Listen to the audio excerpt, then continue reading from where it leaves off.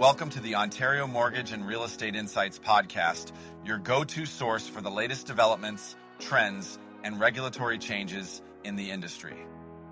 I'm your host, I'm Sandy, your guest host from Keller Williams Legacies here, to provide you with insights sourced from reputable news outlets to help you stay informed. Steve Hamwin here. This is brought to you by Real Approved Inc., a trusted mortgage brokerage dedicated to helping Canadians achieve their homeownership dreams. Visit realapproved.ca to learn more about how our experienced team can assist you with your mortgage needs. Let's dive into today's episode. Our first topic today, Sandy, is a fascinating development in the digital mortgage space. A company called Pine has reached an impressive milestone, surpassing $1 billion in home loans. This is quite a feat for a digital mortgage company, don't you think? Absolutely, Steve. It's a testament to how technology is really starting to reshape the homeownership experience. Pine is offering a level of convenience that traditional banks struggle to match. I mean, the ability to apply for a mortgage at 1 a.m. is a game changer for many people with busy schedules. You're right, Sandy. Justin Herlick, the Chief Executive Officer of Pine, highlighted how their platform is built around the customer's schedule, which is a significant shift from the traditional bank model. By cutting out the middleman, Pine is streamlining the mortgage process through digital solutions, personalized options, and quicker approvals. And it seems like they're not just focusing on convenience.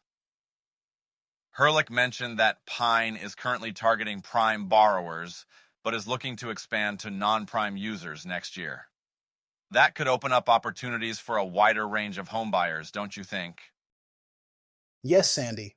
It appears they're maintaining a strict underwriting standard, which Herlick claims might even be stricter than some banks due to certain restrictions they have. This approach seems to ensure they have a healthy group of prime customers, and it could potentially expand their market reach in the future. It's also interesting to see Pine's partnership with Wealthsimple. They're offering a co-branded mortgage product which provides Wealthsimple clients with access to Pine's digital platform along with cashback rebates. It's a smart move to leverage Wealthsimple's user base and offer additional value. Exactly. And Herlick emphasized that security is a top priority for Pine. They've built their technology with security in mind from day one, using several identity verification methods to protect against fraud. Given the digital nature of their service, ensuring customer data remains secure is crucial. That's reassuring for users who might be hesitant about digital mortgages. While they don't meet customers face-to-face, their verification methods seem robust. Plus, their business model of working with banks for funding and securitization ensures they're well integrated into the existing financial ecosystem. Overall, it seems Pine is on a promising path, combining technological innovation with strategic partnerships and a focus on security. It will be interesting to see how their expansion plans unfold next year. Sandy, let's talk about the recent drop in Canadian bond yields. It's creating a bit of a paradox, isn't it? While it's good news for borrowers because it means cheaper borrowing costs, it's not exactly a positive indicator for the economy. That's right, Steve.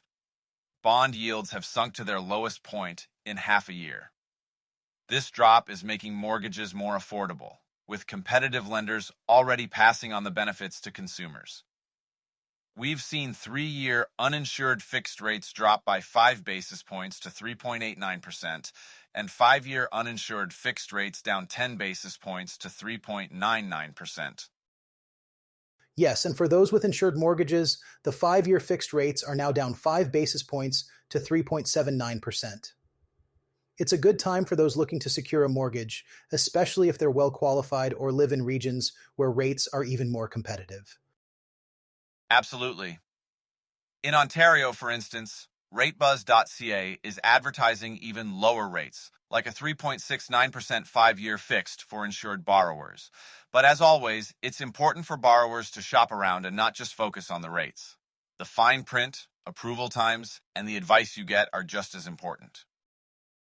That's a key point, Sandy. While the lower rates are enticing, one must consider the overall package, including the terms and conditions. It's not just about the numbers on paper. And speaking of numbers, the drop in bond yields isn't necessarily a positive sign for the economy. Correct. While homeowners might benefit from stable borrowing costs and potential increases in home values, the underlying economic indicators that drive these lower yields could point to economic slowdowns or uncertainties. It's a bit of a double-edged sword.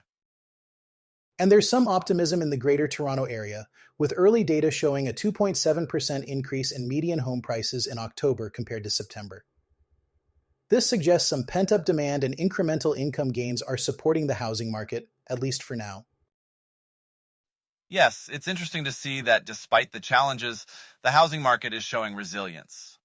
However, as Robert McLister, a mortgage strategist, pointed out, it's crucial for borrowers to remain vigilant and informed about the broader economic context. Indeed, Sandy. While we're seeing some positive trends for borrowers, the broader economic implications cannot be ignored. We'll have to keep an eye on how these factors evolve in the coming months. Steve, let's delve into the current condo market situation in the Toronto and Hamilton areas. It seems like the market is facing some significant challenges, with cancellations hitting a record high this year.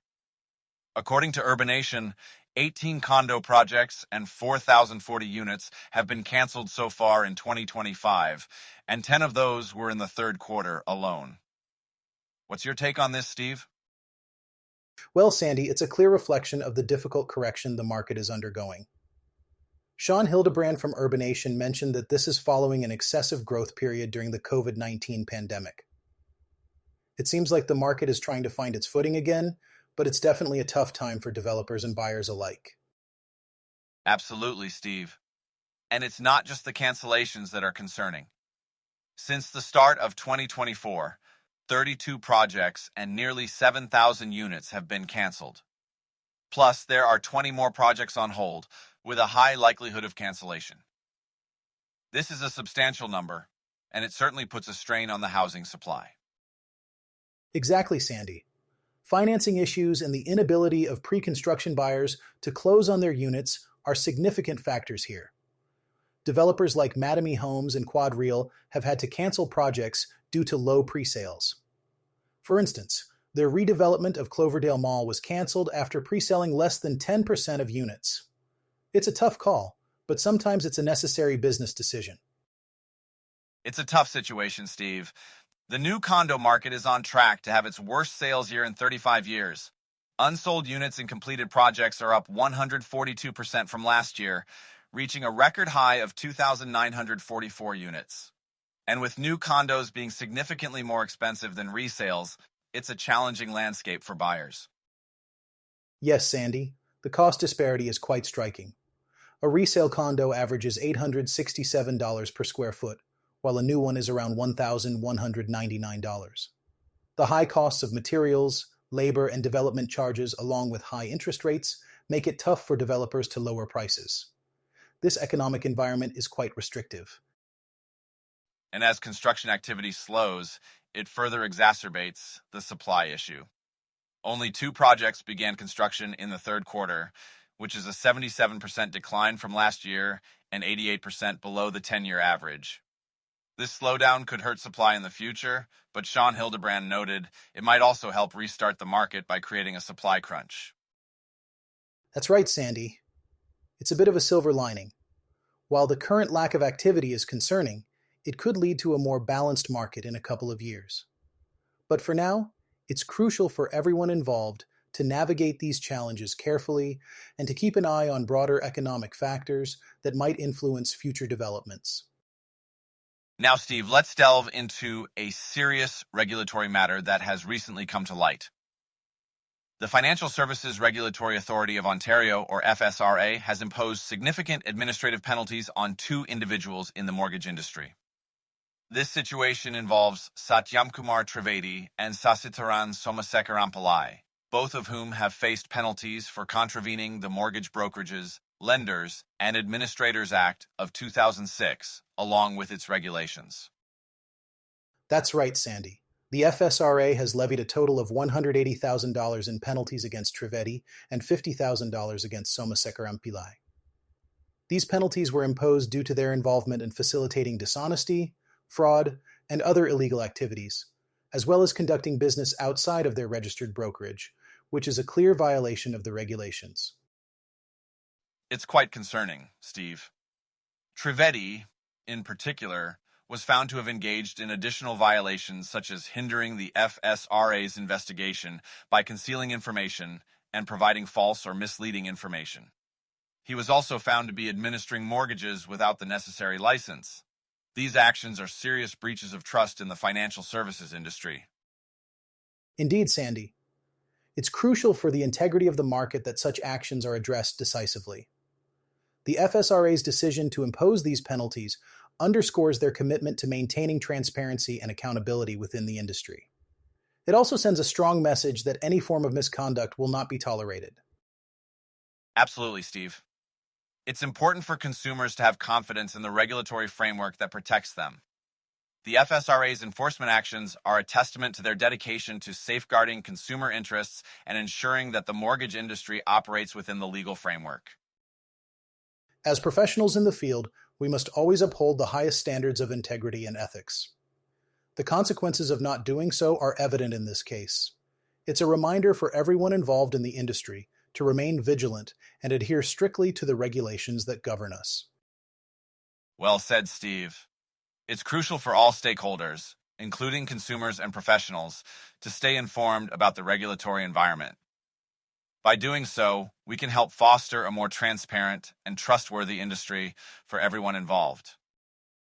Thanks for tuning in to another episode of the Ontario Mortgage and Real Estate Insights podcast.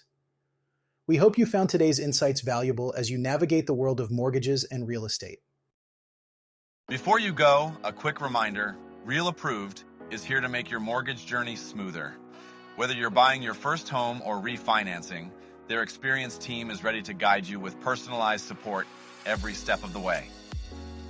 Visit realapproved.ca to get started and take the next step toward achieving your homeownership goals. Catch you next time and stay informed with the latest industry insights.